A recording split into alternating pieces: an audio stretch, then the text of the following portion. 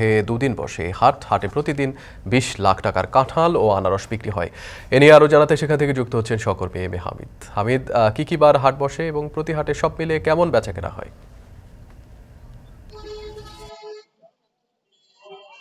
বিপ্লব, আমি দাঁড়িয়ে আছি মৌলভীবাজারের সর্ববৃহৎ বাজার, যেটা ব্রাহ্মণ বাজার। এখানে সবচেয়ে বেশি কাঁঠালের বড় বাজার বসে এবং এই বাজারে প্রতি সোমবার এবং বৃহস্পতিবার বাজার বসে এবং এই দুদিন প্রতিদিনই গড়ে প্রায় ২০ লাখ টাকার উপরে কাঁঠাল এবং আনারস বিক্রি হয়। কাঁঠাল এবং আনারস ছাড়াও এখানে বিভিন্ন ধরনের কৃষি পণ্য, কৃষকরা তাদের উৎপাদিত পণ্য নিয়ে এখানে আসেন, বিশেষ করে কলা, আনারস, মিষ্টি লাউ সহ অন্যান্য যে সামগ্রীগুলো আছে, আম, জাম, যা কিছু আছে সবগুলো নিয়ে তারা এখানে বসে সাজিয়ে বসছেন। এবং এই কাঁঠালের বাজারটি অন্তত ১ কিলোমিটার পর্যন্ত রাস্তার দুধারে বসে এবং রাস্তার দুধার ছাড়াও কিন্তু বিভিন্ন জায়গায় বসে। কাঁঠালের দামের কথা যদি বলি, সেক্ষেত্রে প্রতিটি কাঁঠাল ২৫ টাকা থেকে ১৫০ টাকা পর্যন্ত আকার বেঁধে বিক্রি হয়ে থাকে। এছাড়া আনারস প্রতি ১০০টা বিক্রি হয় ৩,০০০ থেকে ৪,০০০ বা কখনো ৪,৫০০ থেকে ৫,০০০ পর্যন্ত আকার বেঁধে বিক্রি হয়ে থাকে। মিষ্টি লাউ,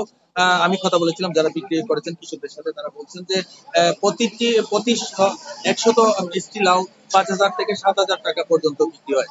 এই বাজারের যে ইজারা নিয়েছেন, বিশেষ করে কাঁঠাল বাজার এবং আনাস বাজারের ফারুক মিয়া, তাদের লোকদের সাথে আমি কথা বলেছিলাম। শুধু এক বাজারেই সেখানে প্রায় ১৮,০০০ থেকে ২০,০০০ টাকা ইজারা উঠে থাকে। এছাড়াও এই কাঁঠাল এখান থেকে কিনে নিয়ে মৌলভীবাজার জেলা সহ সিলেট বিভাগের বিভিন্ন জেলায় সেই কাঁঠালগুলা যায় এবং পাইকাররা এখান থেকে কিনে নিয়ে যায়। এবং এই কাঁঠালের সাথে এবং আনারের সাথে হাজার হাজার পরিবার জড়িত আছে এবং কৃষকরা তাদের পণ্য, উৎপাদিত পণ্য নিয়ে আসেন এখানে বিভিন্ন জায়গা থেকে এবং তারা সকাল থেকে ভোর ৬টা থেকে শুরু করে ২টা বা ৩টা দুপুর ৩টা পর্যন্ত সেগুলো তারা বিক্রি করে থাকে। এই ছিল আমার কাছে ব্রাহ্মণবাজার থেকে কাঁঠাল এবং আনারস অন্যান্য কৃষি পণ্য সামগ্রী নিয়ে সর্বশেষ বিপ্লব।